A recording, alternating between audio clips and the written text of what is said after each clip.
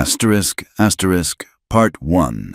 The Blood-Soaked West, asterisk, asterisk.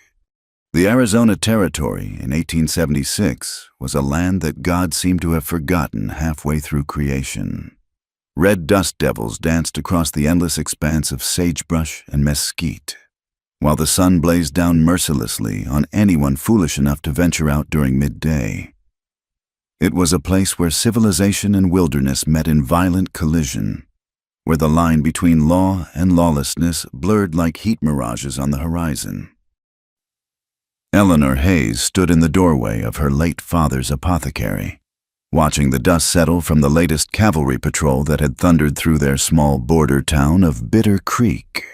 At 24, she was what the townspeople called a spinster in the making, too educated for most men's comfort, too independent for their liking, and too useful to be completely shunned. Her auburn hair, pinned severely back in a practical bun, caught glints of copper in the harsh afternoon light. Miss Hayes, called Samuel Morrison, the shopkeeper from across the street. Best get inside. Word is there's been another skirmish with the Navajo near Devil's Canyon. Eleanor nodded, but didn't move. She'd heard the same warnings for the past 3 years since her father's death from consumption. The town lived in a constant state of fear. Fear of the Apache, fear of the Navajo, fear of Mexican bandits, fear of their own shadows. But Eleanor had discovered that fear was a luxury she couldn't afford, not when she was the only person within 50 miles who knew how to set a broken bone or treat a fever. The apothecary's shop was her inheritance and her prison. Shelves lined with brown glass bottles containing tinctures, powders, and mysterious compounds her father had taught her to prepare. The back room served as both storage and makeshift infirmary, where she'd stitched up more bullet wounds and knife gashes than she cared to count. The townspeople came to her when they were desperate, then whispered about her unnatural knowledge behind her back. As twilight approached, Eleanor began her evening routine, checking supplies, grinding herbs, preparing bandages. The work kept her hands busy and her mind from wandering to thoughts of the life she might have had back east, where her aunt had begged her to return after her father's death. But something held her here in this God-forsaken place. Perhaps it was stubbornness, perhaps duty to her father's memory, or perhaps simply the knowledge that she was needed, even if she wasn't particularly wanted. The sound of hoofbeats made her look up from her mortar and pestle. A lone rider appeared on the horizon, silhouetted against the dying light. As the figure drew closer, Eleanor's heart began to race. The horse was riderless, its saddle empty and askew. It was one of the cavalry mounts.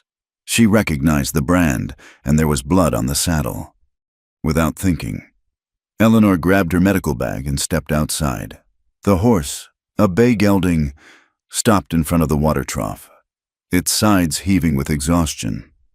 Fresh blood streaked its flank, though it didn't appear to be the animal's own. "Where's your rider?" she murmured, approaching slowly. The horse's eyes rolled white with fear, and it shied away from her touch. That's when she noticed the trail of blood leading back toward the desert.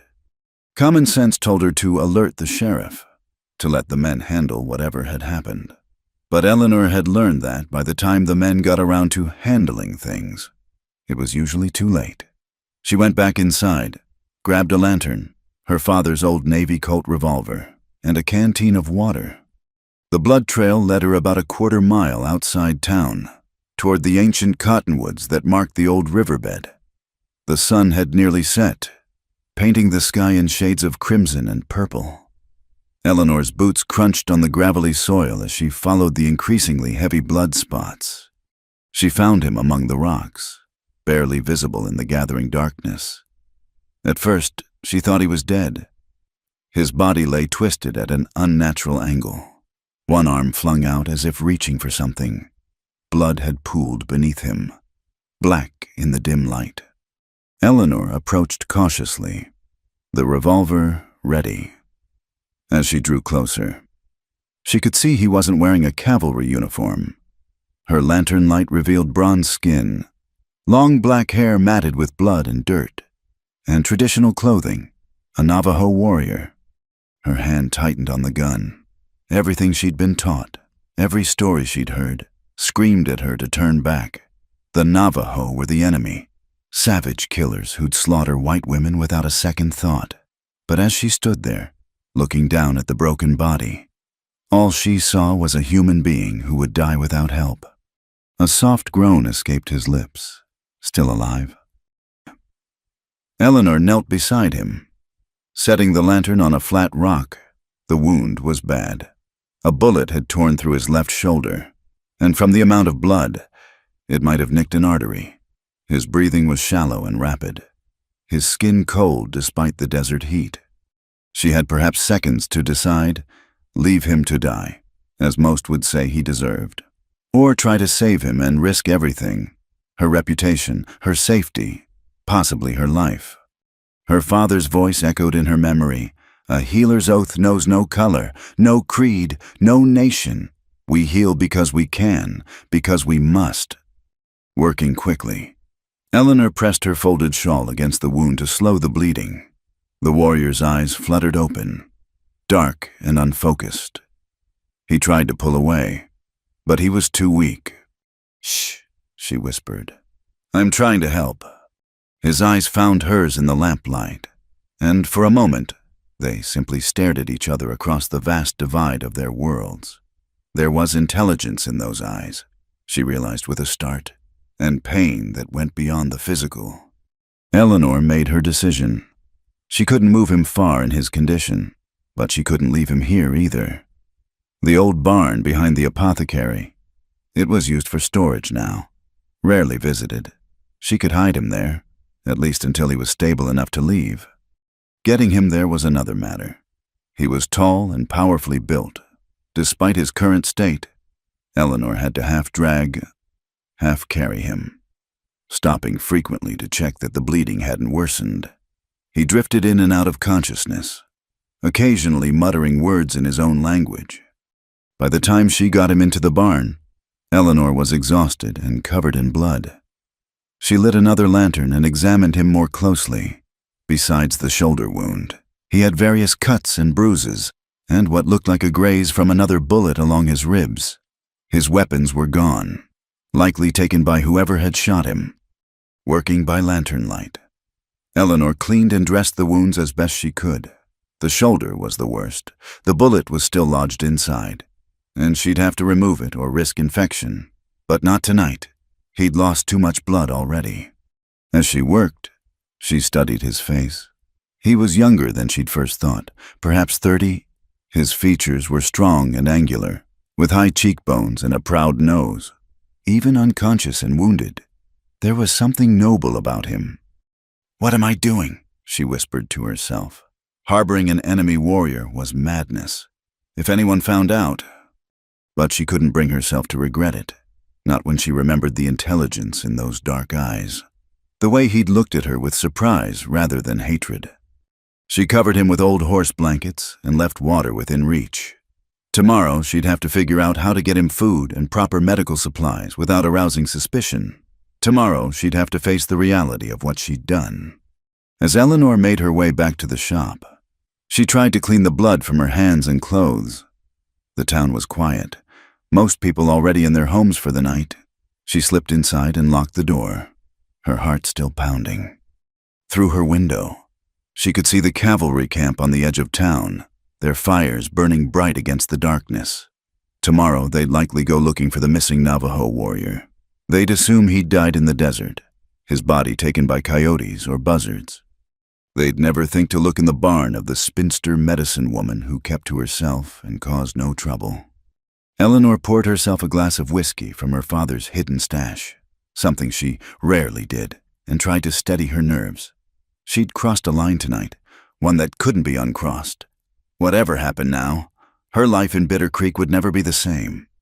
Outside, the desert wind howled through the canyon walls, carrying with it the scent of sage and danger.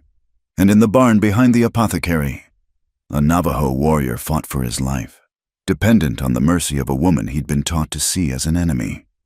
The blood-soaked West had many secrets, and Eleanor Hayes had just added one more to its collection. Asterisk, asterisk, Part 2. Close your eyes, asterisk, asterisk. The fever came in the darkest hour before dawn. Eleanor had been checking on her patient every few hours, slipping through the shadows between her shop and the barn like a ghost. Each time she found him still breathing. She counted it as a small miracle. But now, as she pressed her hand to his burning forehead, she knew the real battle was just beginning. She'd seen men die from fever after bullet wounds. The body, weakened by blood loss, couldn't fight the infection that inevitably set in. Without proper medicine, without being able to move him to a clean bed, his chances were slim. Eleanor lit her lantern and examined the shoulder wound. Red streaks were already spreading from the entry point. Blood poisoning. She had to get that bullet out now, fever or no fever. Working quickly, she gathered what supplies she could carry without arousing suspicion. Clean cloth, a bottle of grain alcohol, forceps, needle and thread, and a leather strap. The laudanum she'd have to do without. Its absence would be noticed and questioned. The warrior was delirious, muttering in Navajo, his body trembling with chills despite the fever. Eleanor knew she had to work fast. She poured alcohol over her instruments and her hands, then gently turned him to get better access to the wound. "This is going to hurt," she whispered, though she doubted he could understand her in his current state. She placed the leather strap between his teeth. "Bite down on this." The moment her forceps entered the wound, his eyes flew open. The pain had cut through his delirium like a blade, those dark eyes fixed on hers, wide with agony and confusion. "I'm sorry," Eleanor said, her own hands shaking. "I have to get the bullet out or you'll die. Try to stay still." He held her gaze, and she saw the moment understanding dawned. Instead of fighting, he bit down on the leather and gave an almost imperceptible nod. Eleanor worked as quickly as she dared, probing for the bullet while trying to cause as little additional damage as possible. Sweat beaded on her forehead despite the cool night air. The warrior's body was rigid with pain, but he didn't cry out, didn't struggle. His eyes never left her face.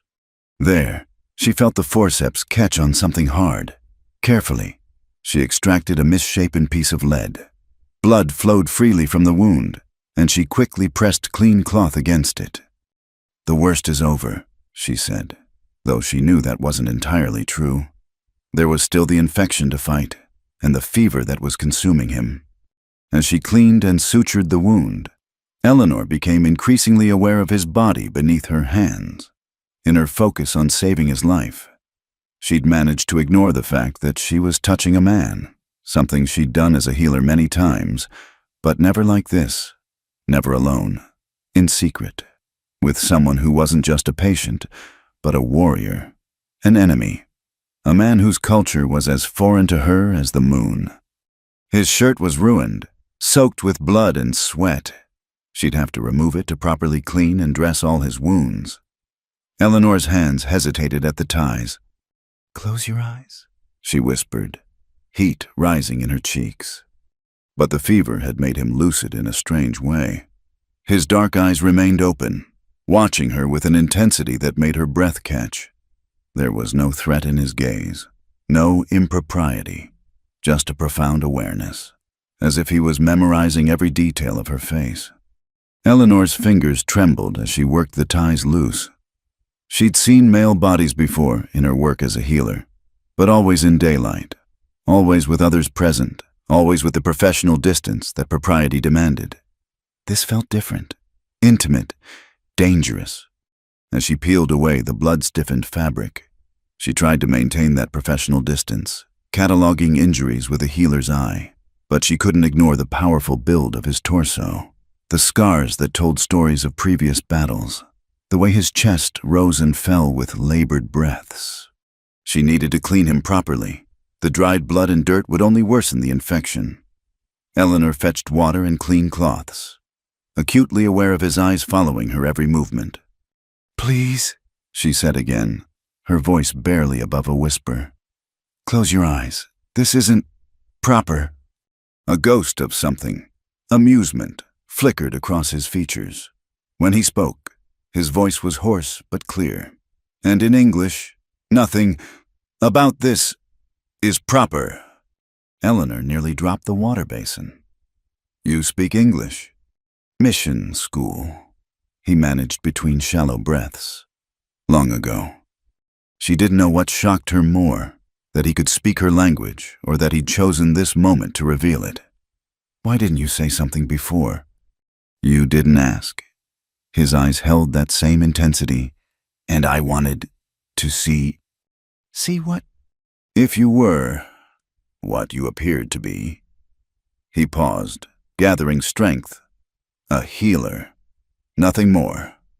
Eleanor felt heat rise in her cheeks again. "I am a healer, that's all." "No," he said softly. "You are unexpected." The word hung between them, loaded with meaning Eleanor didn't want to examine too closely. She focused on her work, wringing out a cloth in the cool water. "I need to clean these wounds properly," she said, trying to reclaim some semblance of professional authority. "It would be easier if you'd close your eyes." "Easier for who?"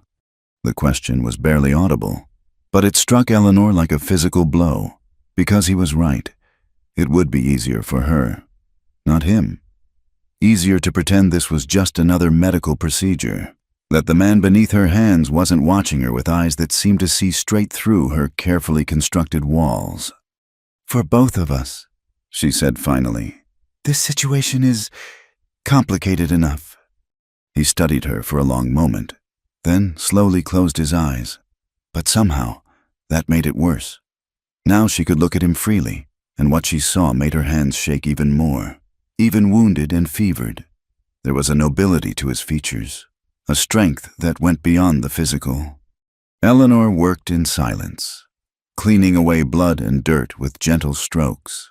His skin was hot with fever, and she could feel the tension in his muscles, the effort it took for him to remain still.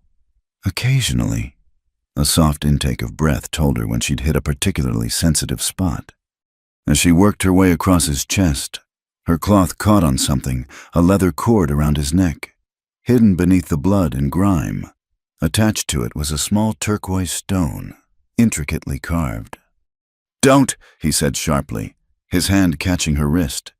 His eyes were open again, alarmed. "I won't take it," Eleanor assured him. "I was just cleaning around it." He held her wrist a moment longer, and Eleanor became acutely aware of his touch, the calluses that spoke of weapons training, the surprising gentleness of his grip, the heat of his fever-warmed skin against hers. "It was my father's," he said finally, releasing her. "And his father's before him?" "It's beautiful." Eleanor carefully cleaned around the necklace. "What's your name?" He hesitated. Kale Yazzie." "I'm Eleanor Hayes." She dipped the cloth in the water again, watching it turn pink with blood. "How did you end up shot and left for dead?" "Cavalry patrol. We were negotiating. It went wrong." His voice was growing weaker. "They shot first. I was the only one to escape." Eleanor's hand stilled. "The others?" "Dead." The word was flat, emotionless, but she saw the pain flicker across his features. "My younger brother among them." "I'm sorry." The words felt inadequate, but she meant them. Kale's eyes found hers again. "Why do you help me? Your people would call you traitor." Eleanor considered the question as she wrung out the cloth. "Why indeed? Because you needed help. Because I could give it. Because—" She paused, searching for words. "Because I've seen too much death in this place. Senseless death. I couldn't add to it." "You risk much." "Yes." There was no point in denying it. "But that's my choice to make." She finished cleaning his chest and arms, then hesitated.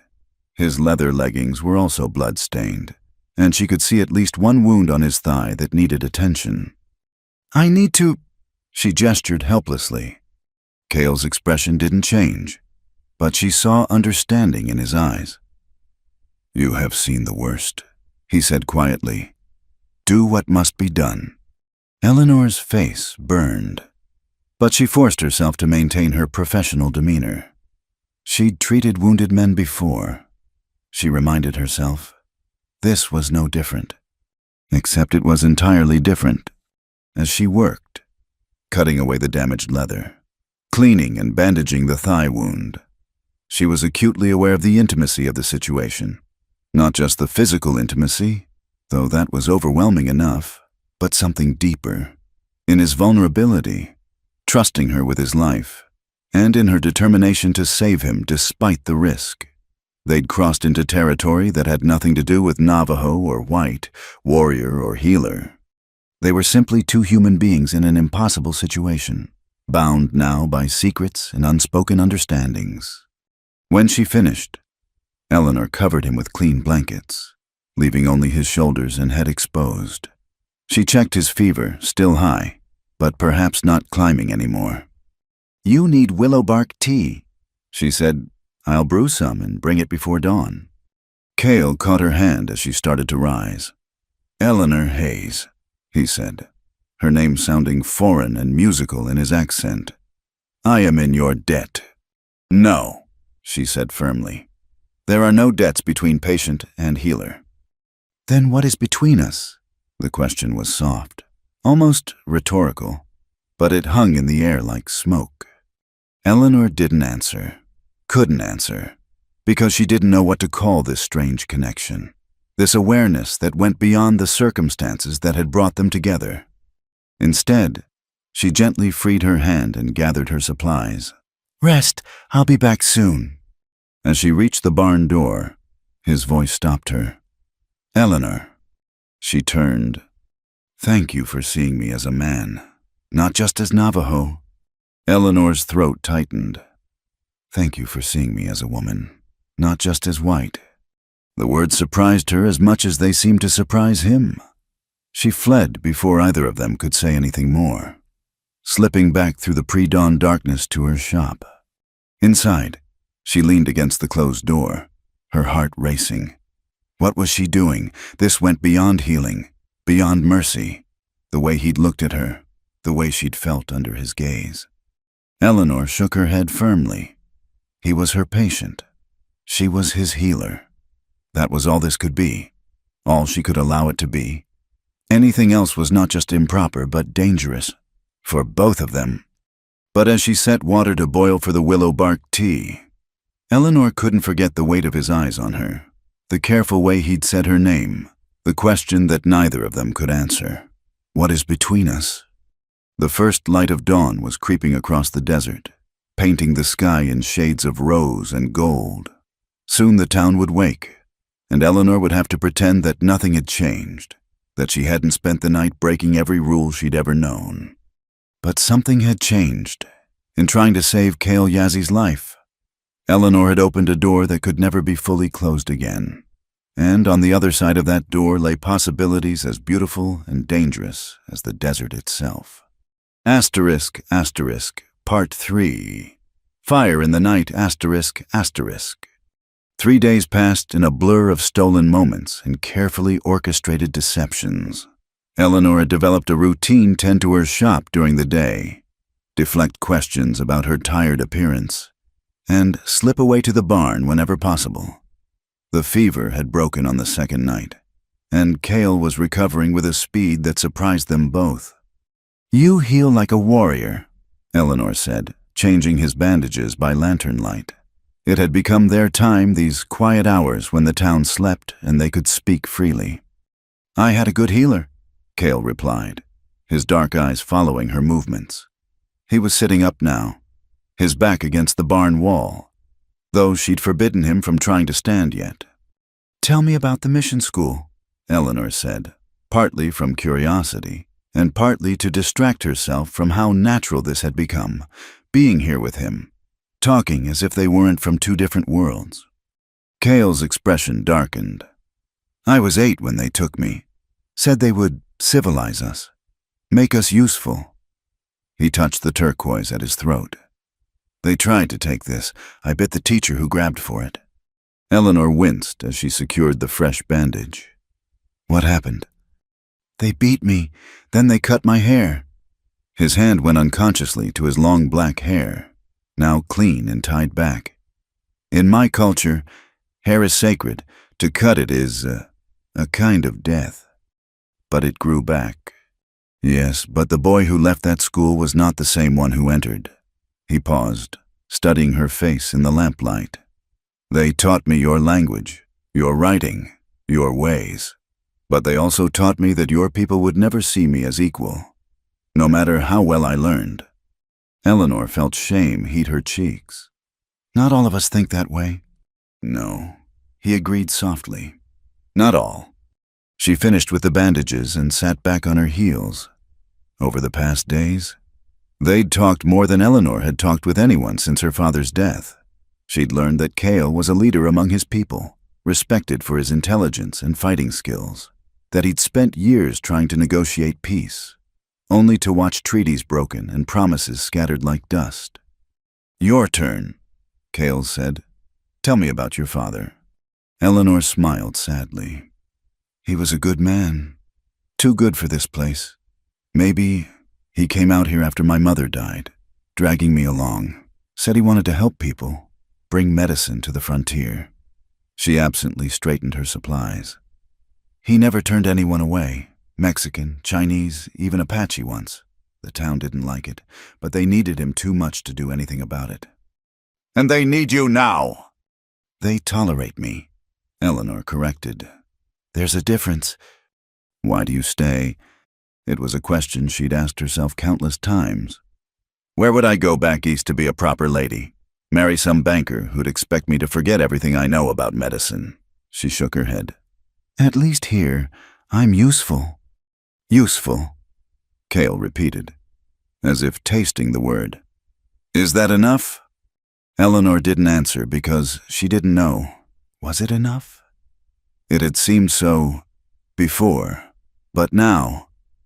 A sound outside made them both freeze. Footsteps, coming closer. Eleanor blew out the lantern and pressed a finger to her lips. In the darkness, she felt Cale tense, ready to fight despite his injuries. The barn door creaked open. Miss Hayes, you in here? Eleanor's heart nearly stopped. It was Tom Morrison, the shopkeeper's son. What was he doing here at this hour? Tom, she stepped out from behind the stored crates, hoping the darkness would hide any sign of Cale. You startled me. I was just checking on the medical supplies I keep out here. Tom held up his own lantern, and Eleanor forced herself not to glance toward where Cale was hidden. Ma sent me. My sister's baby is coming early, and she's asking for you. Relief flooded through Eleanor. A legitimate emergency. Of course, let me get my bag. Why were you sitting in the dark? Tom asked, his lantern swinging in an arc that came dangerously close to Cale's position. I dropped my lantern. The oil spilled. The lie came easily. Too easily. Go on ahead. Tell your mother I'll be right there. Tom hesitated, and for a moment Eleanor thought he might insist on waiting. But then he nodded and left, taking his light with him. In the darkness, Eleanor heard Cale release a slow breath. That was close, she whispered. You should go, he said. The woman needs you. Eleanor fumbled for her medical bag. I'll be back as soon as I can. There's water and some food in the corner. Don't light the lantern. And don't. Eleanor. His hand caught hers in the darkness. I know. Be careful. The birth took 6 hours. The baby was small but healthy, and Eleanor stayed until she was sure both mother and child were stable. By the time she returned to her shop, dawn was breaking and the town was beginning to stir. She wanted nothing more than to check on Cale, but she forced herself to wait. Marshal Harlan and 2 deputies were drinking coffee outside the jail, and their eyes followed her as she unlocked her shop. Morning, Miss Hayes, Harlan called out. Heard you had a long night. The Morrison baby came early, Eleanor said, trying to keep her voice neutral. She'd never liked Harlan. There was something cruel in his pale eyes, something that reminded her of a snake. Noble work. Harlan stood, adjusting his gun belt. Say, you haven't seen anything unusual lately, have you? We're still looking for that Navajo warrior who escaped the canyon fight. Eleanor's pulse quickened, but she kept her expression calm. No, Marshal, nothing unusual. Harlan studied her for a long moment. Well, you let me know if you do. Man like that is dangerous. No telling what he might do to a woman alone.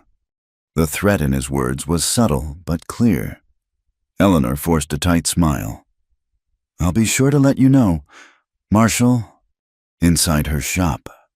Eleanor's hands shook as she prepared herbs for the morning's customers. Harlan suspected something, or maybe he was just fishing. Either way, she needed to be more careful. It was afternoon before she could slip away to the barn.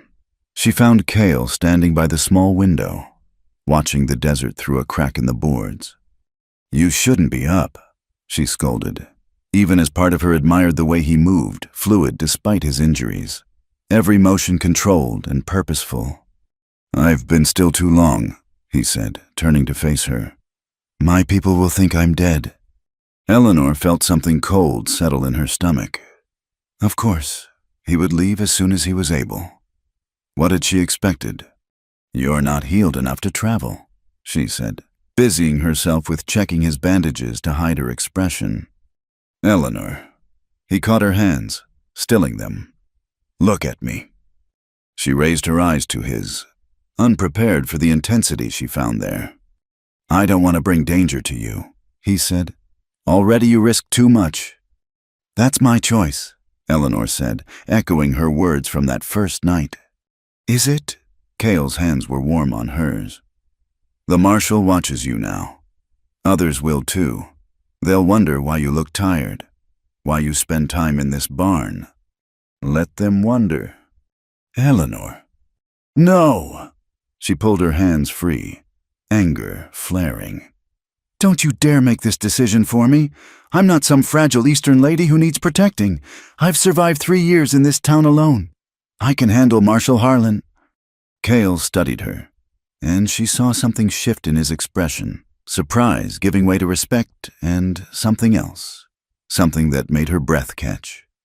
You are fierce, he said softly, like a warrior. I'm a healer, Eleanor corrected, but her voice had lost its edge. Can you not be both? The question hung between them. Eleanor thought of all the times she'd wanted to fight back against the narrow expectations of her world. All the times she'd bitten her tongue and played the role of the spinster medicine woman. I don't know, she admitted. Cale moved closer, and Eleanor found herself unable to step back. In my culture, he said, the strongest warriors are those who know when to fight and when to heal. You saved my life when you could have let me die. That takes a courage greater than any battle. Eleanor felt tears prick her eyes. When was the last time anyone had seen her as strong rather than strange, as brave rather than foolish? Cale, she began, but didn't know how to finish. He touched her face gently, his thumb brushing away a tear she hadn't realized had fallen. I see you, Eleanor Hayes, not as white, not as woman only, but as you are. The barn was silent except for their breathing and the distant sounds of the town. Eleanor knew she should step back, should remember all the reasons this was dangerous and wrong. But she couldn't move, caught by his touch and his words and the way he looked at her. What are we doing? She whispered. I don't know, he admitted. But I know that when I leave here, and I must leave, I will carry you with me. He touched his chest, over his heart. Here. Eleanor closed her eyes, leaning into his touch despite herself. This can't be anything more than what it is. 2 people who helped each other. Nothing more. If that's true, Cale said softly, then why does it feel like everything... She opened her eyes and saw her own confusion and longing reflected in his, without conscious thought. She rose on her toes and pressed her lips to his, a kiss that was question and answer, ending and beginning all at once. Cale's arms came around her, gentle but sure. And Eleanor felt something inside her break free. Some carefully constructed wall that had kept her safe, but also kept her alone. When they pulled apart, both were breathing hard. "I should go," Eleanor said, but made no move to leave his embrace. "Yes," Cale agreed, but his arms didn't loosen. They stood there, caught between should and want, between safety and whatever this dangerous thing was growing between them. Finally, Eleanor stepped back. "I'll bring food tonight, and we need to start planning how to get you back to your people safely." Cale nodded, but she saw in his eyes what she felt in her heart, that leaving would not be simple, that something had been started here that couldn't easily be ended. As she walked back to her shop, Eleanor felt changed in some fundamental way. The town looked the same. The people went about their business as always. But she saw it all differently now. She'd crossed a line with that kiss, admitted to feelings that had no future. But for the first time in 3 years, Eleanor felt truly alive.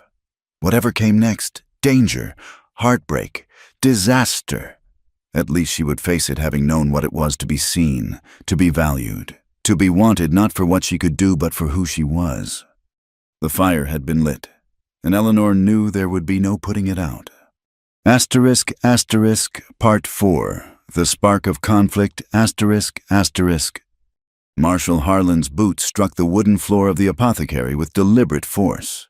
Eleanor looked up from grinding herbs, her mortar and pestle stilling in her hands.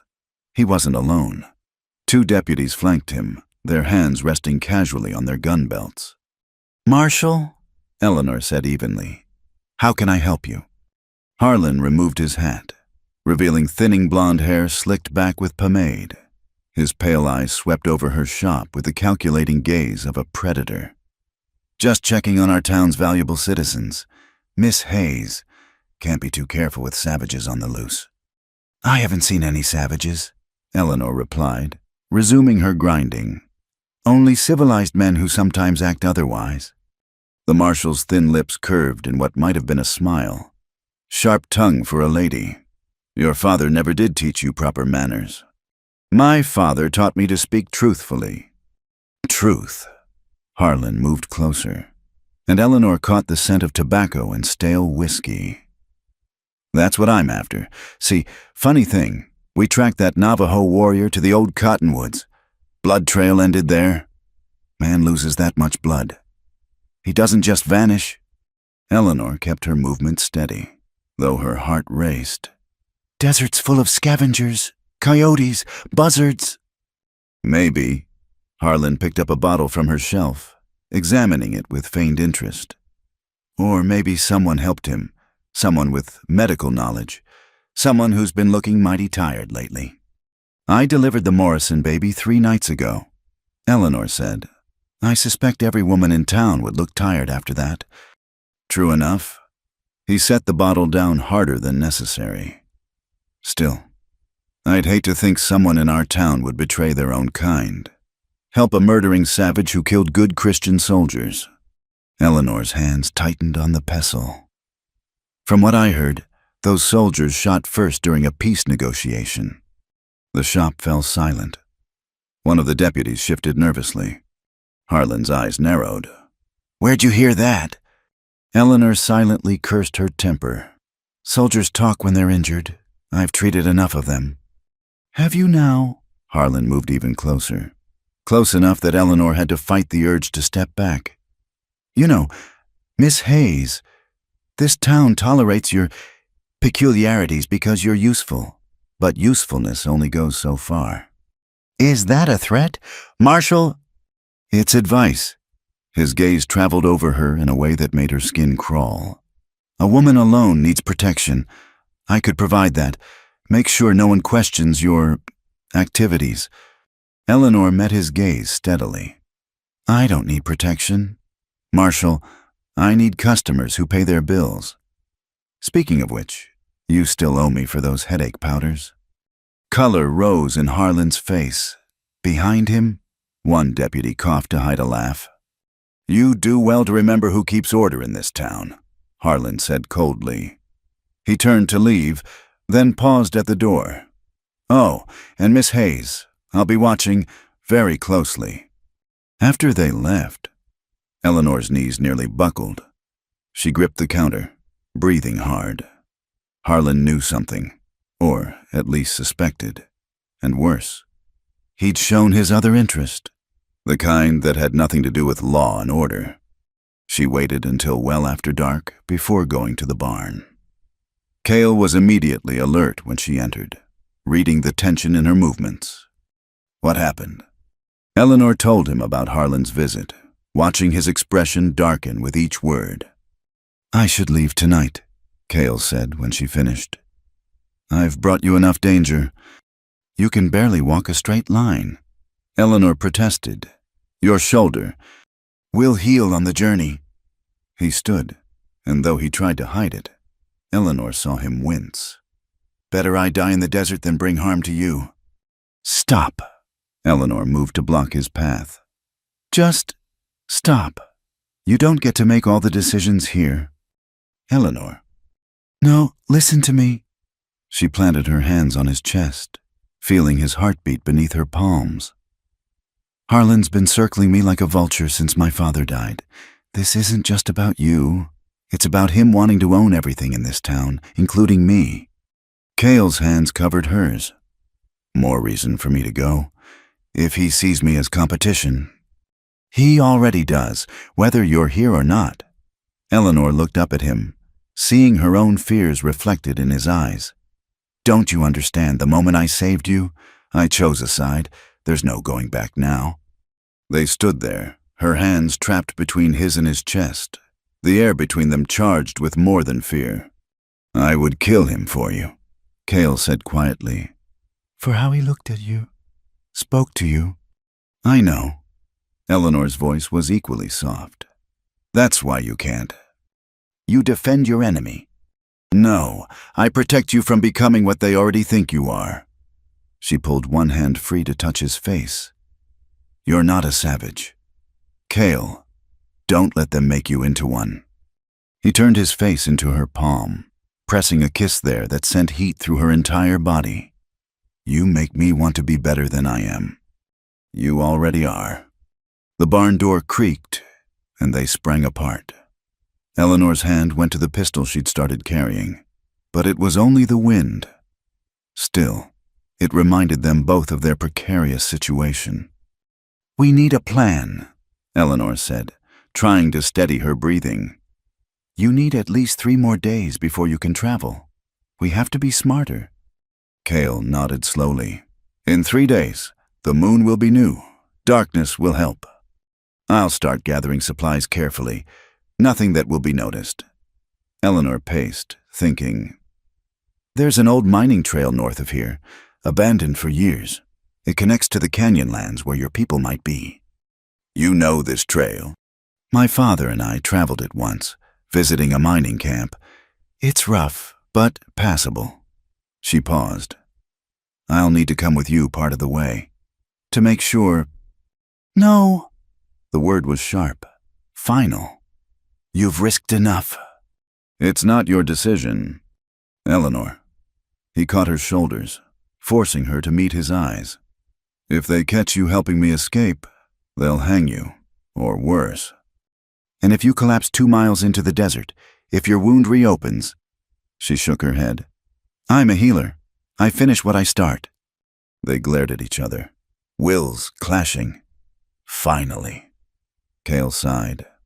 "You're the most stubborn woman I've ever met." "And you're the most difficult patient." But Eleanor smiled as she said it. "We'll go as far as Skeleton Ridge. From there, you can make it alone. And you, how will you return without suspicion?" Eleanor had been thinking about that. "I'll leave signs of a struggle. Say I was taken against my will. Escaped when you were distracted." Her face heated at the implication. Something flashed in Cale's eyes. Hurt, maybe, or understanding. "They'll believe that easily enough. White woman captured by savage Indian." "Don't." Eleanor touched his arm. "We both know it's not true. That's what matters." "Is it?" Cale pulled away, moving to the window. Sometimes I think it would be easier if it were true. If I were the monster they paint me as, then I wouldn't. He stopped. Wouldn't what? He turned back to her, and the raw emotion in his face took her breath away. Wouldn't want things I can never have. Wouldn't dream of a different world where a Navajo warrior and a white healer could. Could what? Eleanor's voice was barely a whisper. Could have more than 3 days. The words hung between them like a physical presence. Eleanor felt tears sting her eyes because he'd voiced what she'd been trying not to think. 3 days. That's all they had. Then we make them count, she said finally. Cale crossed to her in 2 strides, cupping her face in his hands. Eleanor Hayes, you have undone me. Good, she whispered, and pulled his head down to hers. This kiss was different from their first, desperate, knowing, tinged with the sorrow of endings before they'd had a chance to begin. Eleanor poured everything into it. Her fear, her longing, her anger at a world that made their connection impossible. When they broke apart, both were shaking. 3 days, Cale said against her forehead. 3 days. Eleanor agreed. She left him then, slipping back through the darkness to her lonely room above the shop. But sleep wouldn't come. Instead, she lay staring at the ceiling, planning and worrying and trying not to think about how empty her life would be when he was gone. Outside, she heard boots on the walkway and peered through her curtain.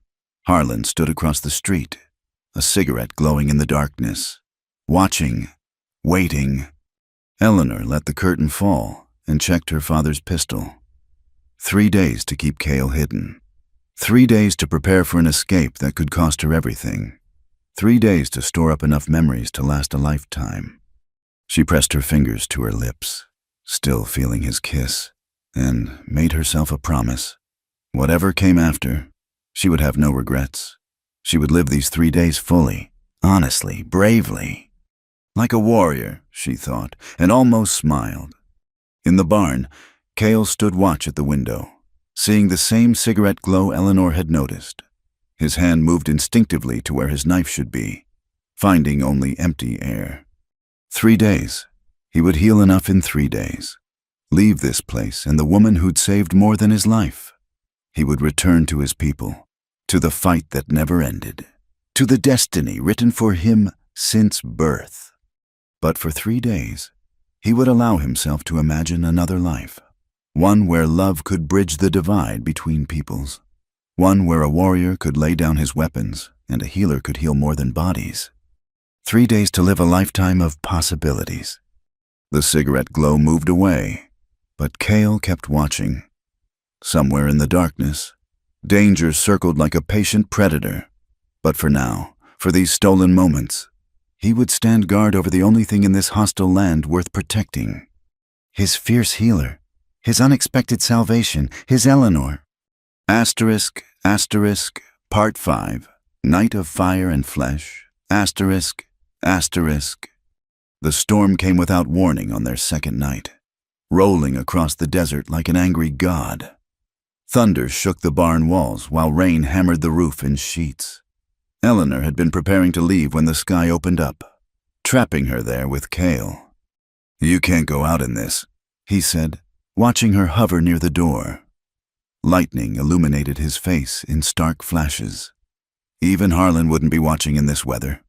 Eleanor knew he was right, but being here, alone with him as the storm raged, felt dangerous in ways that had nothing to do with discovery.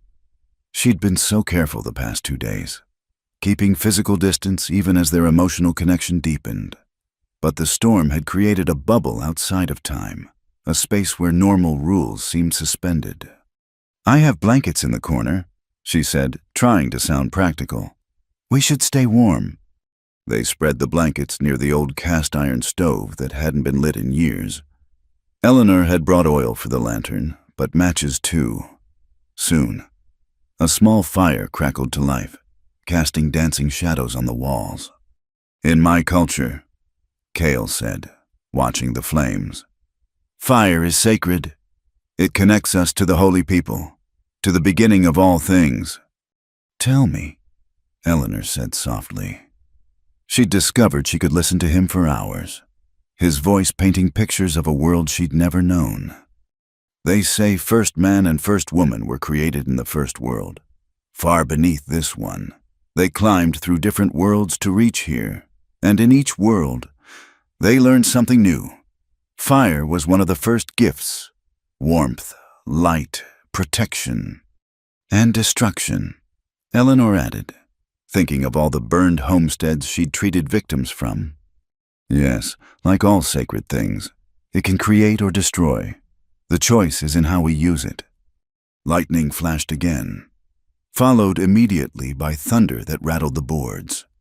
Eleanor jumped, and without thinking, moved closer to Cale. "Are you afraid of storms?" he asked, and she heard gentle teasing in his voice. "No, maybe. They remind me of the night my mother died." She rarely spoke of it, but something about the darkness and his presence made the words come easier. There was a terrible storm. She was already sick, but the thunder, she said it sounded like the world ending. Cale's arm came around her, natural as breathing. "My grandmother believed thunder was the voice of the Thunder people, bringing renewal. Perhaps your mother heard them calling her to the next world." Eleanor leaned into his warmth. "That's actually comforting." They sat in silence, watching the fire and listening to the storm. Eleanor was acutely aware of every point where their bodies touched, his arm around her shoulders, her head fitting perfectly into the curve of his neck, the solid warmth of him against her side. "This is dangerous," she murmured, not sure if she meant the storm, their situation, or this moment. "Yes," Cale agreed, but his arm tightened around her. "We should." Eleanor lost her words as his free hand found hers, fingers interlacing. "Should what?" His voice was rough. "Be wise. Be careful, follow rules made by people who would see us both dead before they'd see us together." Eleanor turned to face him, finding his eyes already on her. In the firelight, shadows and light played across his features, making him look like something out of legend, dangerous and beautiful and utterly beyond her reach. Except he wasn't beyond her reach. He was here, solid and real, looking at her like she was everything. "Cale," she breathed, not knowing if it was warning or invitation. He brought their joined hands to his lips, pressing a kiss to each of her knuckles. "I know, we shouldn't." "No," Eleanor agreed. "We shouldn't." But neither of them moved away. The fire popped, sending sparks up the old chimney.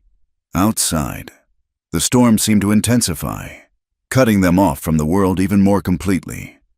"Do you know what you've done to me?" Cale asked, his voice barely audible over the rain. "I was prepared to die when those soldiers shot us down, when I crawled away bleeding. I was ready to join my brother in the spirit world. Then you appeared like some kind of vision, and you gave me back my life. But more than that." "What?"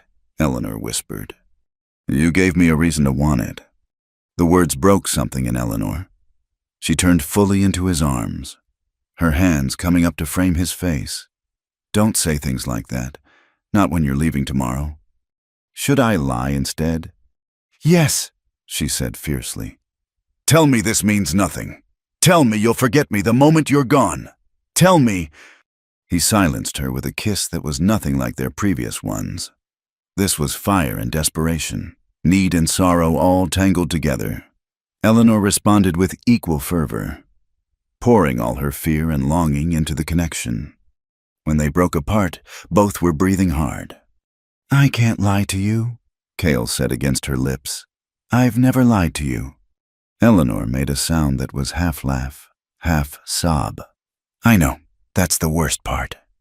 They came together again, and this time there was no hesitation.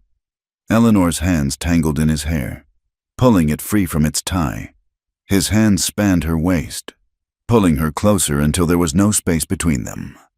The rational part of Eleanor's mind, the part that had kept her safe and respectable for 24 years, screamed warnings. But that voice was drowned out by the storm, by the fire, by the feeling of being truly alive for the first time. "Eleanor," Cale breathed her name like a prayer. "Tell me to stop." She pulled back to look at him. His eyes were dark with desire, but also something deeper: respect, care, the willingness to step back if she asked. "I don't want you to stop," she admitted. "God help me. I know what this means, what I'm risking, but I don't want you to stop." Something shifted in his expression, wonder, perhaps, or reverence. "You honor me," he said softly, and somehow that formal phrase was more intimate than any flowery declaration. They came together slowly this time, savoring each touch, each discovery. Eleanor had tended enough married women to know the basics of what happened between men and women. But nothing had prepared her for this, the overwhelming need to be closer, to know and be known completely. Clothes were shed with trembling hands, each revelation met with appreciation and desire. Eleanor felt no shame, only a sense of rightness as they lay down together on the blankets, skin to skin, heart to heart. "Are you certain?" Cale asked one last time, his control visible in the tension of his body. Eleanor answered by pulling him down for another kiss. "I've never been more certain of anything in my life." What followed was a dance as old as time, yet utterly new to both of them. There was fumbling and laughter, tenderness and passion, moments of awkwardness overcome by patience and care. The fire painted their bodies in gold and shadow as they learned each other, claimed each other, gave themselves completely to this one perfect night.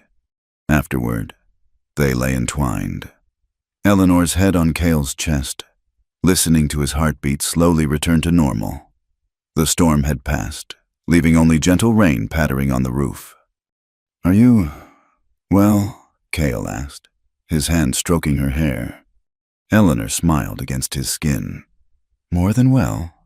"No regrets." She rose up on one elbow to look at him. "Never. Whatever comes tomorrow, or next week, or next year, I'll never regret this." Cale pulled her down for a gentle kiss. "Nor will I."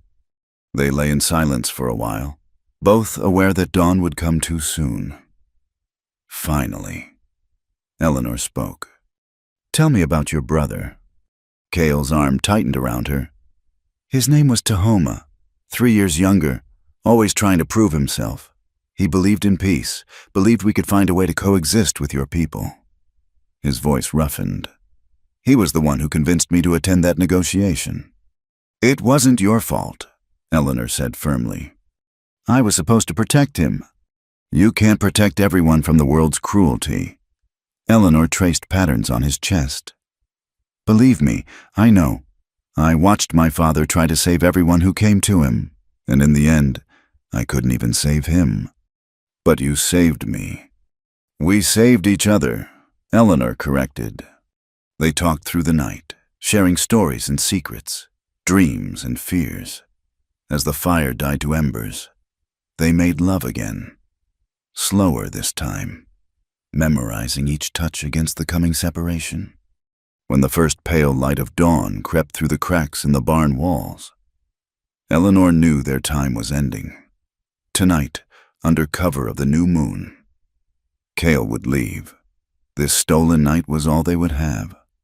"I need to go," she said reluctantly, reaching for her scattered clothes. Cale watched her dress with an expression that made her hands shake. "Eleanor." "Don't," she said softly. "Please, if you say what I think you're going to say, I won't be able to let you go, and you have to go." He nodded, understanding and pain clear in his eyes. Instead of words, he rose and helped her with the buttons she couldn't reach, his fingers lingering against her skin. At the barn door, Eleanor turned back. Cale stood naked and proud in the growing light, looking like some ancient warrior god. The sight of him stole her breath. "Tonight," she said, "be ready." "I will be." Eleanor slipped out into the dawn, every step away from him feeling like a small death. Her body ached in unfamiliar ways, pleasant reminders of the night's activities. Anyone who looked at her would know. She was certain. Surely such a profound change must show on her face. But the town was still sleeping, and Eleanor made it to her room unseen. She washed and changed, trying to armor herself in normalcy. In 12 hours, Cale would be gone. She would return to her life, her duties, her careful existence. Except she wouldn't. She couldn't. The woman who had entered that barn last night no longer existed. In her place stood someone new, someone who touched fire and been transformed by it. Eleanor pressed a hand to her heart, feeling it beat steady and strong. Whatever came next, she would face it as Cale saw her, as a warrior. And warriors, she'd learned, carried their scars and their joys with equal pride. The fire had burned through the night, and though the ashes remained, the warmth would stay with her forever. Asterisk, asterisk, Part 6, Blood on the Desert. Asterisk, asterisk. The new moon rose invisible in the darkness as Eleanor made her final preparations. She'd spent the day maintaining an elaborate charade of normalcy, tending customers, mixing medicines, even accepting an invitation to tea from the minister's wife. All the while, her mind raced through escape plans and her body hummed with awareness of the night before. She'd just finished packing medical supplies when boots thundered up her shop steps. The door burst open without a knock. Marshal Harlan stood there with 6 armed men, their faces hard with purpose. "Going somewhere? Miss Hayes." Harlan's pale eyes took in her packed bag. Eleanor's heart hammered, but she kept her voice steady. "Mrs. Garrett is due to deliver. I was preparing supplies." At this hour, Harlan stepped inside, his men spreading out behind him. "Funny thing, we just got word from an Apache scout. Says he saw a Navajo warrior hiding in these parts. Says someone's been caring for him." "Apache and Navajo are enemies," Eleanor said. "Why would you trust—" "Because we pay him well." Harlan moved closer. "Now, you wouldn't know anything about this warrior, would you?" Before Eleanor could answer, young Tom Morrison pushed through the deputies. His face was flushed with excitement and something else, guilt. "I saw her," he blurted out. 3 nights back, in the barn. She had a lantern but put it out when I came close." Eleanor felt the world tilt.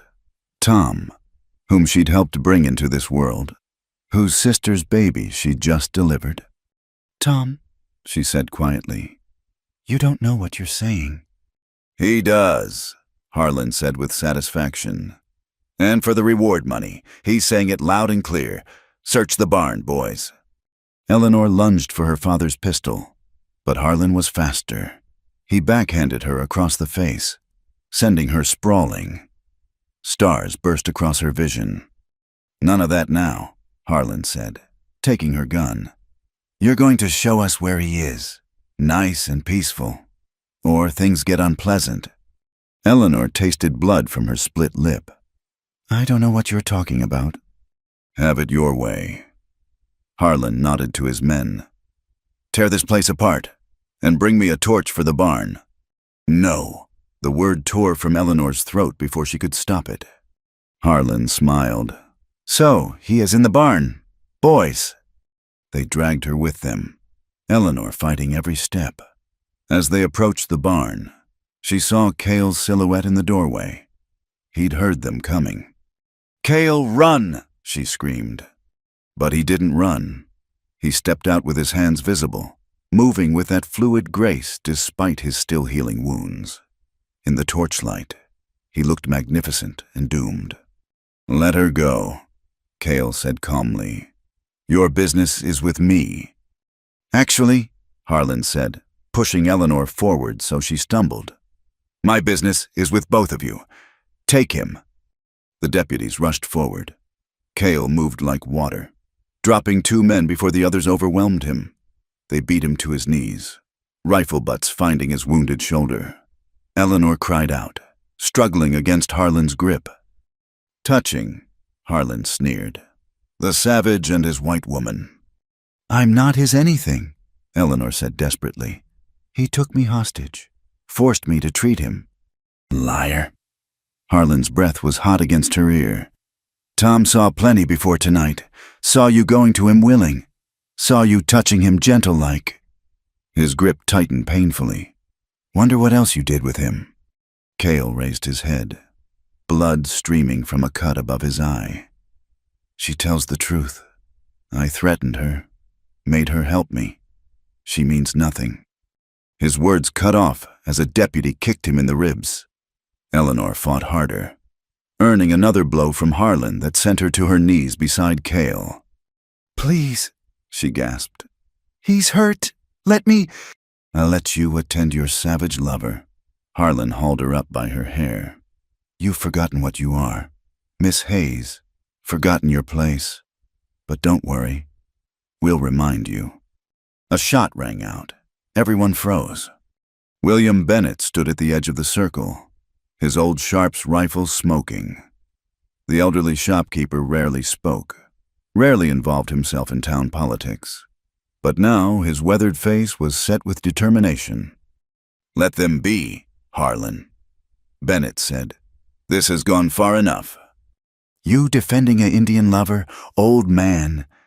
I'm defending the woman who saved my wife when the cholera came through, who sat with my boy when he was dying. Never asked for payment. Bennett's rifle never wavered. This ain't right, and you know it. What I know, Harlan said slowly, is that you're interfering with the law. You ain't the law.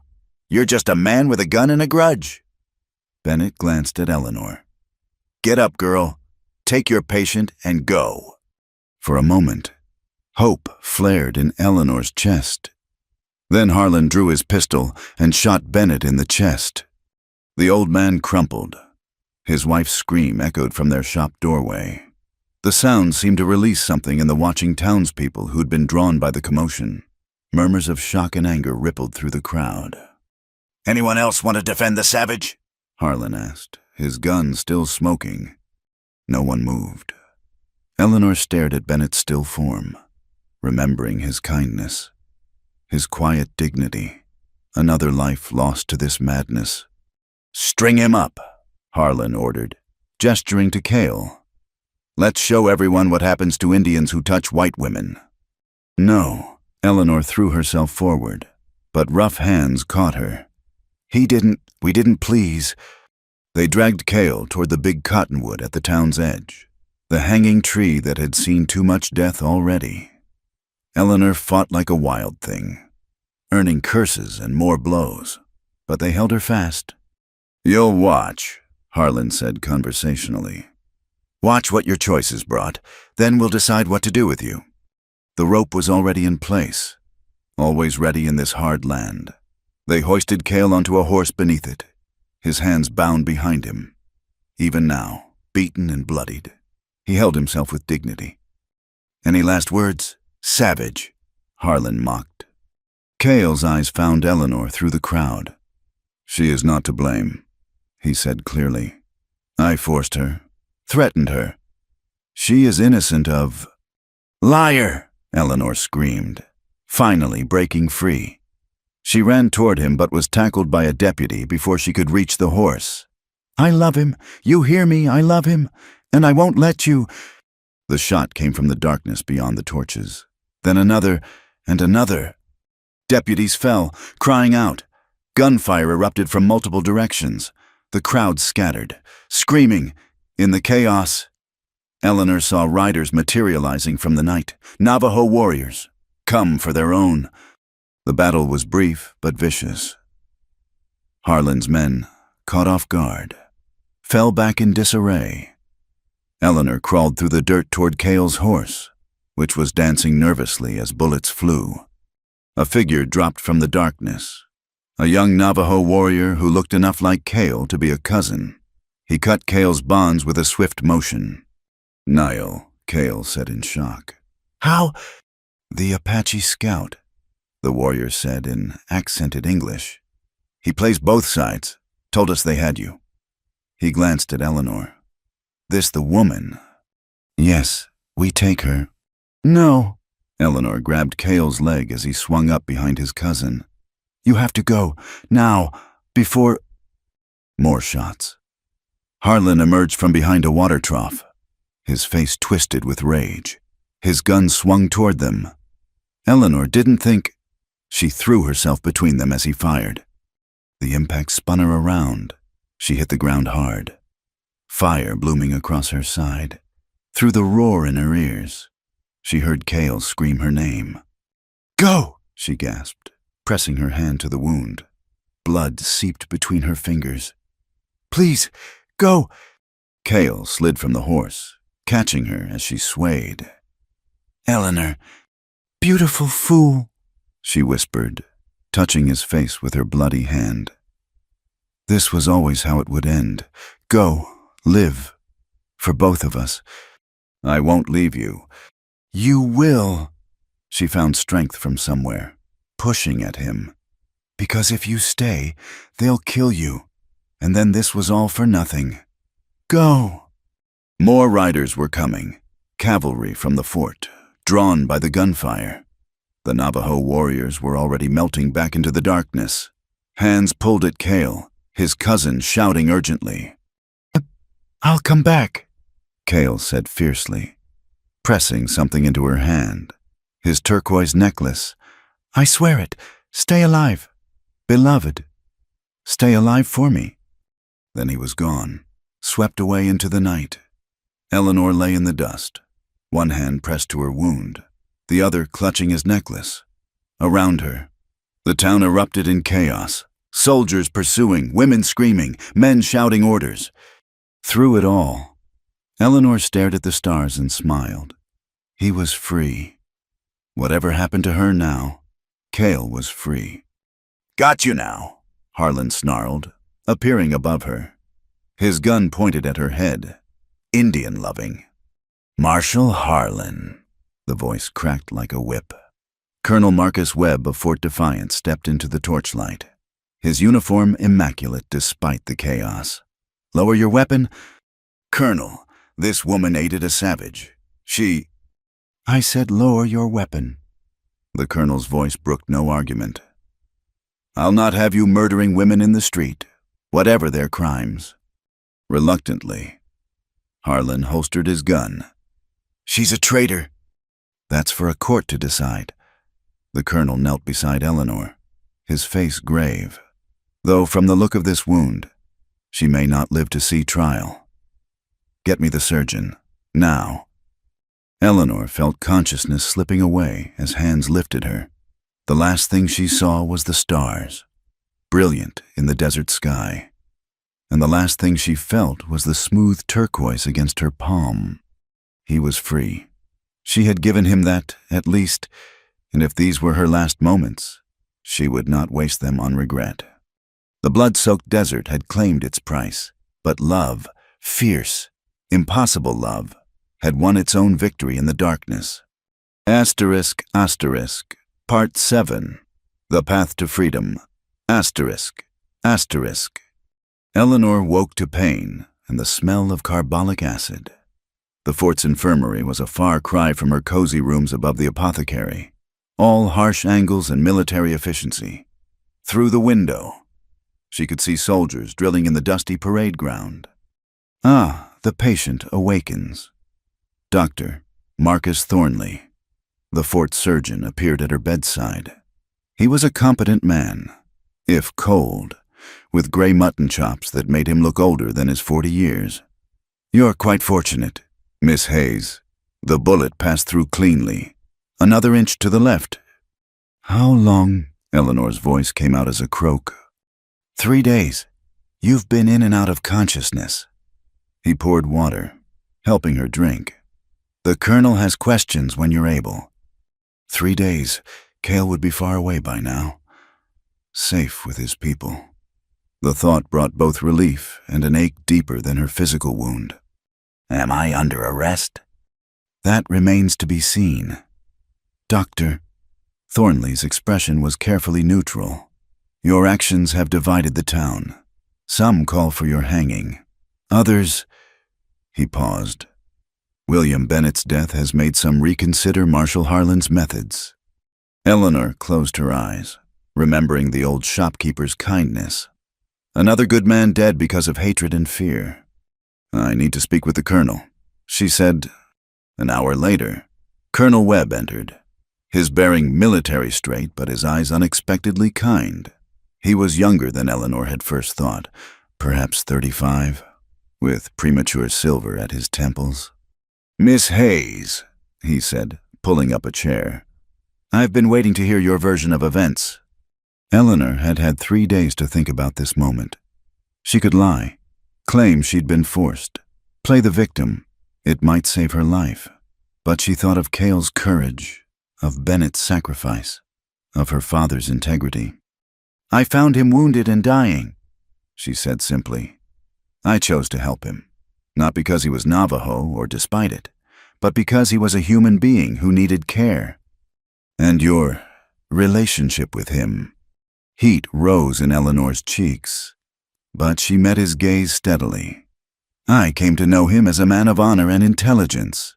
Whatever feelings developed were mutual and—" She searched for words that wouldn't shock. "Respectful." The colonel studied her for a long moment. "You realize what you're admitting could see you hanged."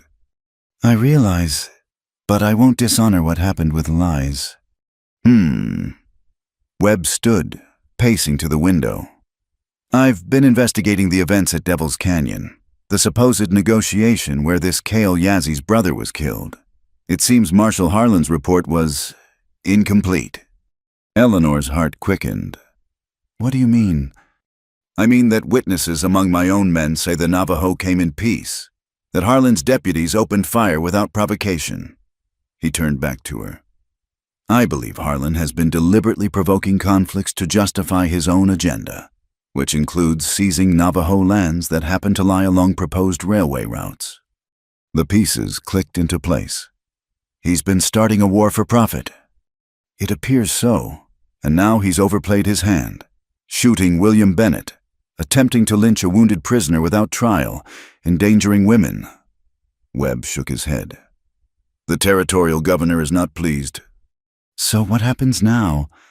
"Now, Miss Hayes, I offer you a choice." The colonel resumed his seat. "Testify about what you know of Harlan's activities. Help me build a case against him, and I'll see you safely away from here. Refuse, and I'll have to turn you over to local authorities for trial." It wasn't really a choice. Eleanor nodded. "I'll testify." Over the next week, as Eleanor recovered, she told her story repeatedly, to the colonel, to a territorial judge, to a special investigator sent from Washington. Harlan raged and threatened, but he was confined to the fort jail, his deputites stripped of authority. The town remained divided. Some saw Eleanor as a traitor, others as a victim, still others as a hero who'd exposed corruption.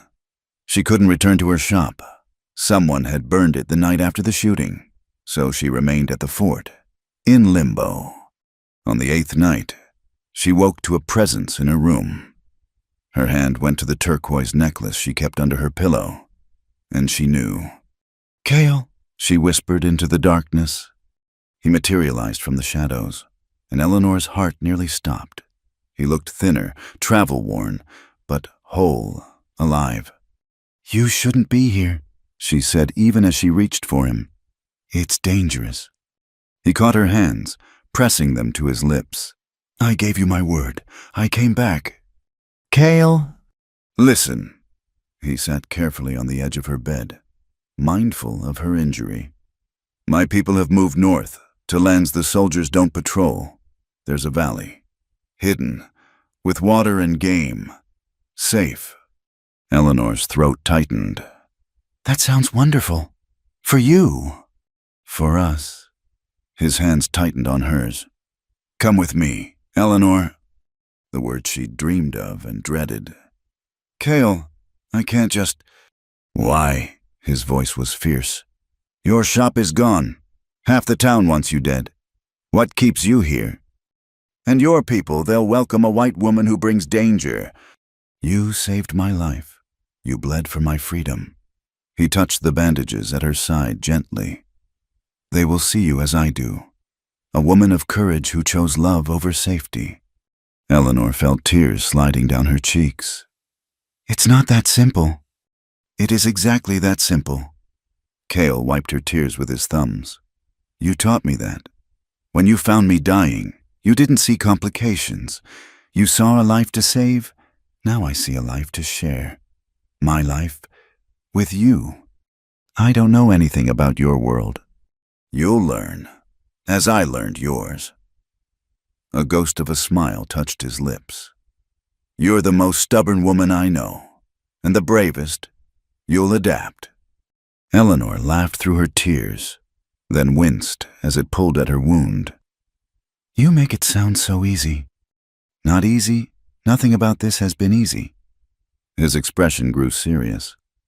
But possible, if we're together. She studied his face in the dim light, this warrior who'd changed everything. He was right. What did she have here now? Ashes and accusations. And what did he offer? Unknown challenges?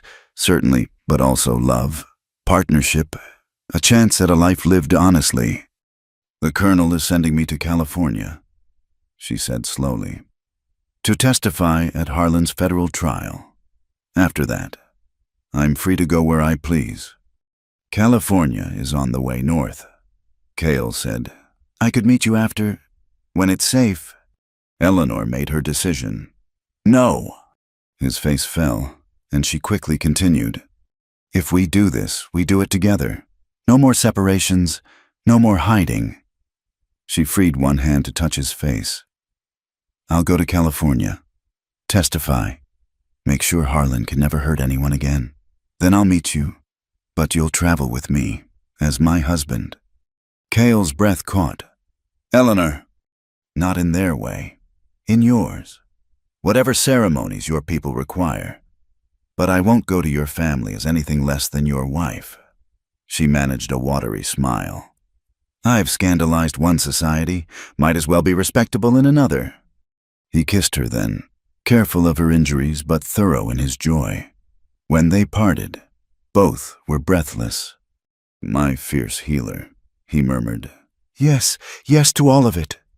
They talked through the night, making plans. Cale knew traders who could arrange new identities, papers that would let them travel together without questions. After the trial, they would disappear into the vast territories where a mixed couple could find anonymity. It won't be easy, Eleanor warned. There will always be those who hate what we are. Let them hate.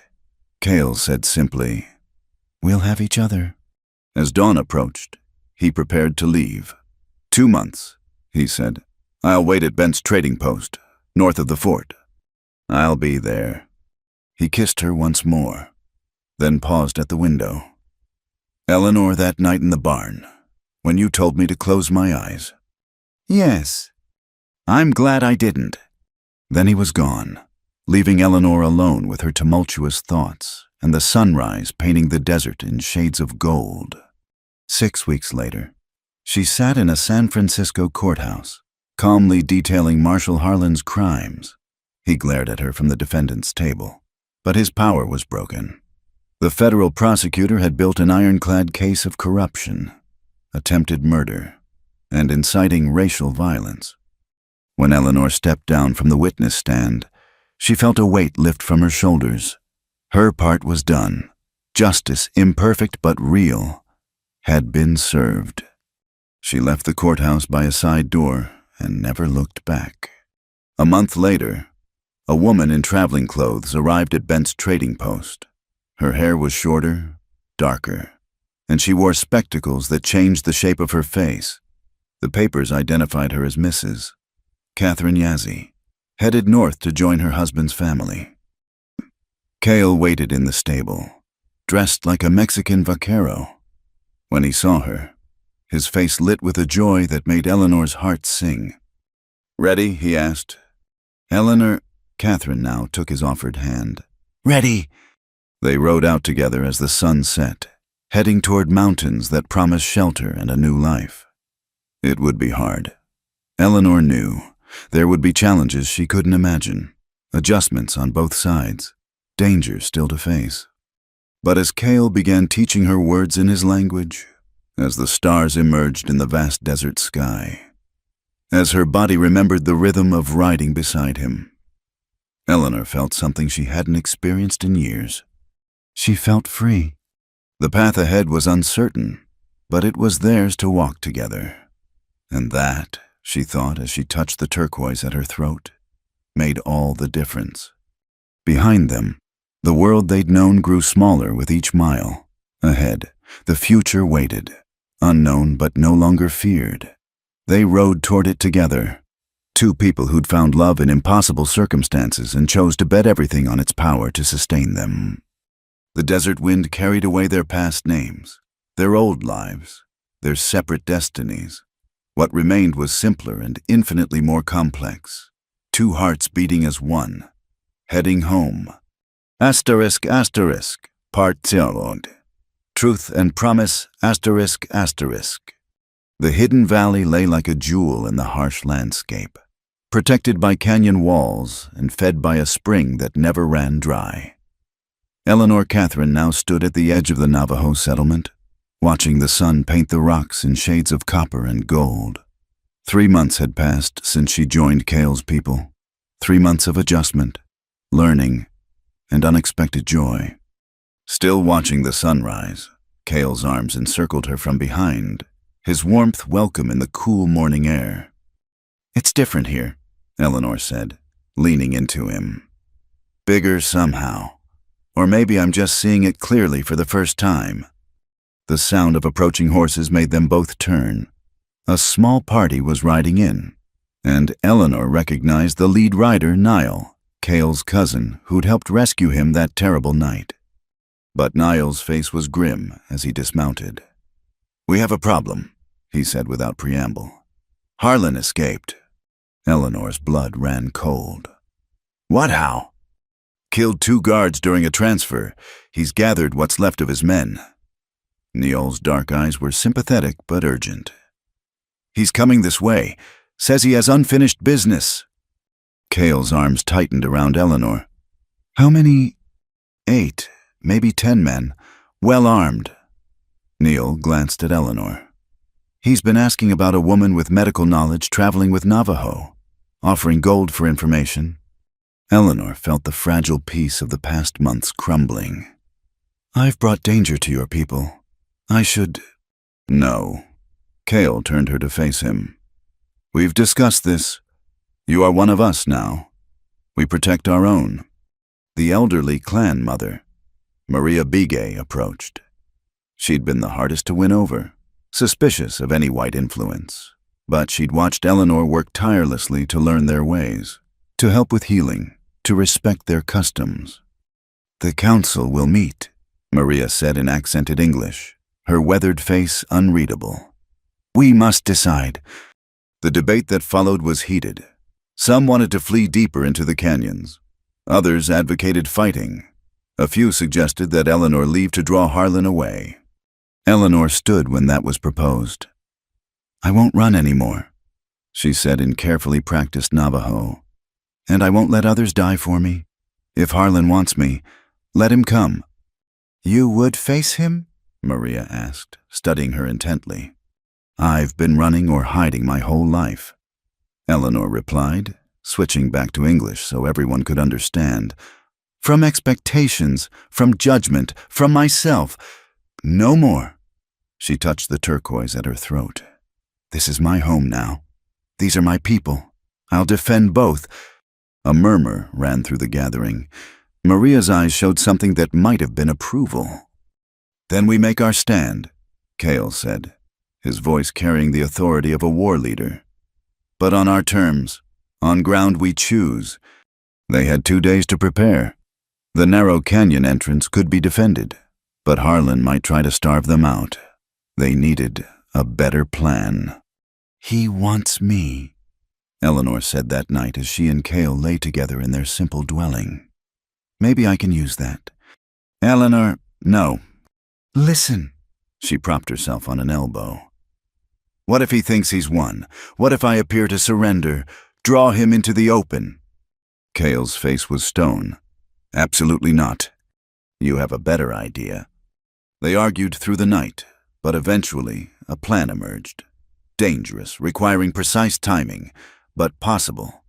The next morning, Eleanor rode out alone.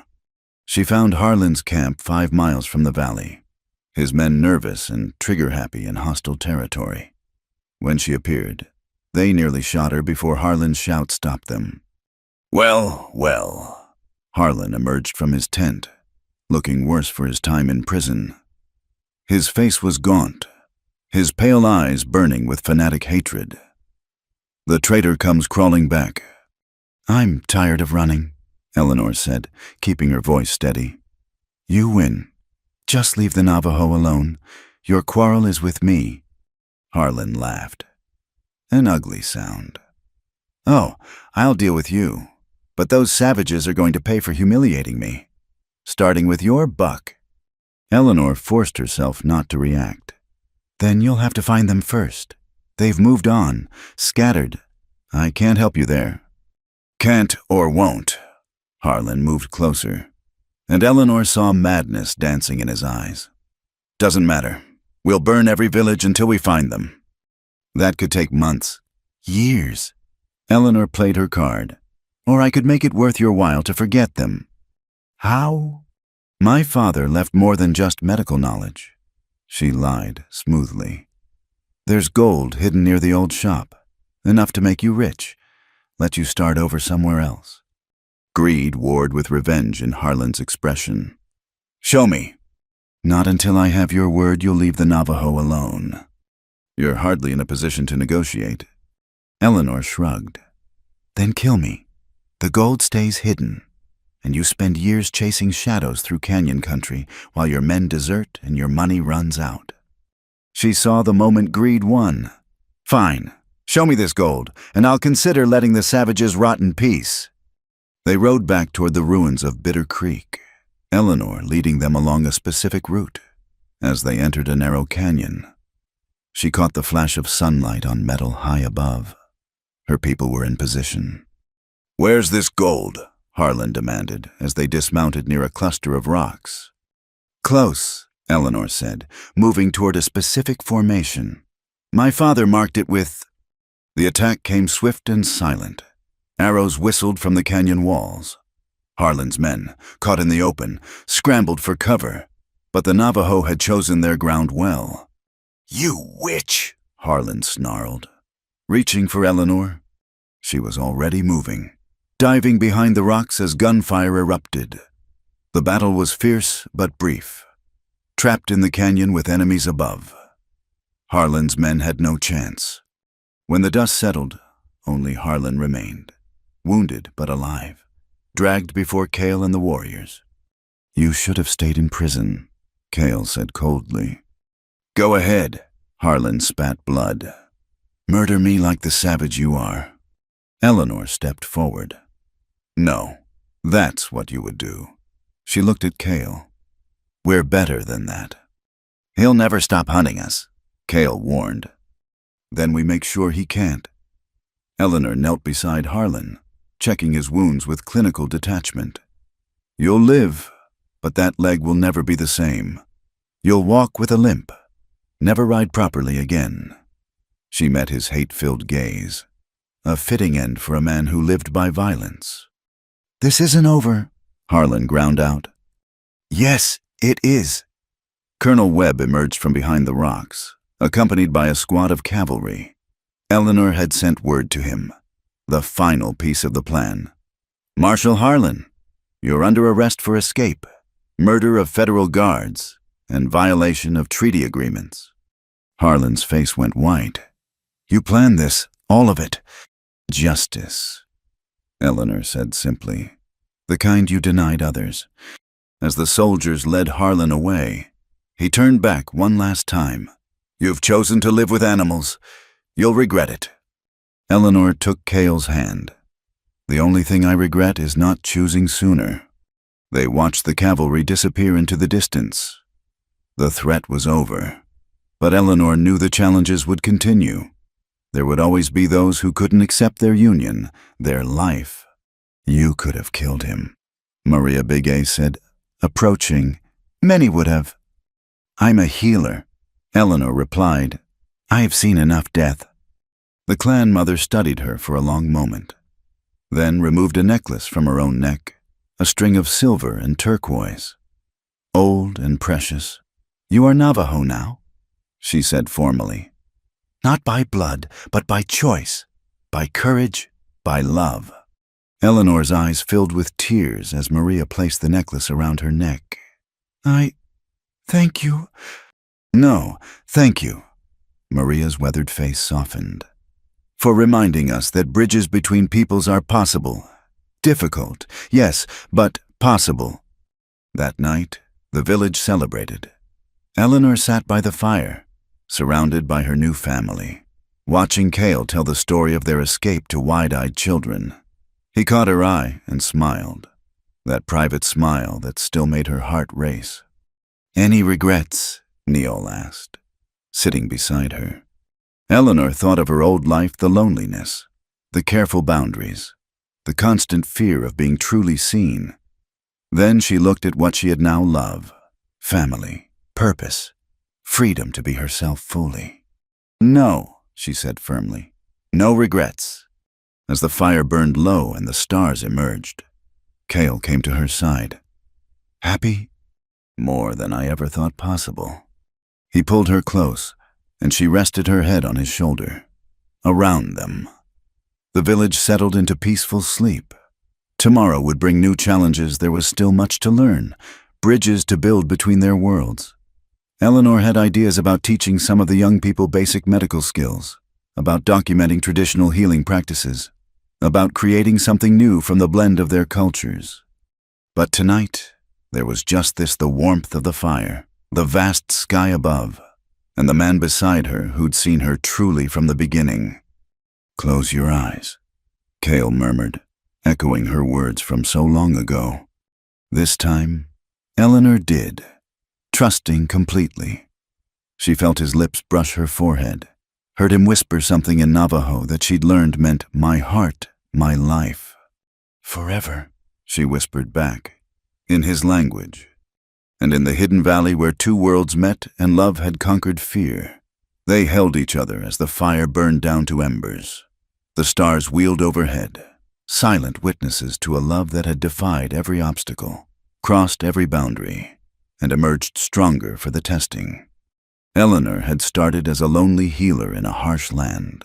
She'd become a warrior for love, a bridge between peoples, a woman who'd found her true self in the most unexpected place. And Cale, the wounded warrior she'd saved, had saved her in return from isolation, from a life half-lived, from the fear of being truly known. Their story would be told around fires for generations, growing into legend. But for now, it was simply their truth. Two people who'd looked past surface differences to find the soul beneath, who'd risked everything for love and won a life neither could have imagined alone. In the morning, they would rise and face the world together. But this moment, this perfect, peaceful moment, was theirs alone. And it was enough. More than enough. It was everything. Thank you so much for joining me on Eleanor and Cale's incredible journey through the Wild West. Their story reminds us that love can bloom even in the harshest conditions, and that true courage means standing up for what's right, even when the whole world stands against you. I'd love to hear from you. Please comment below and let me know where in the world you're listening to this story. It's amazing how these tales of the American frontier can touch hearts across the globe. Share your thoughts about Eleanor and Cale's romance, and what part of their journey moved you the most. If you enjoyed this story, please subscribe to Wild West Tales for more passionate tales of love, adventure, and courage in the Old West. Don't forget to hit that like button and press the hype button to help more listeners discover this epic love story. Your support means the world and helps keep these tales of the untamed frontier alive. Until our next adventure, partners, keep your hearts wild and your spirits free.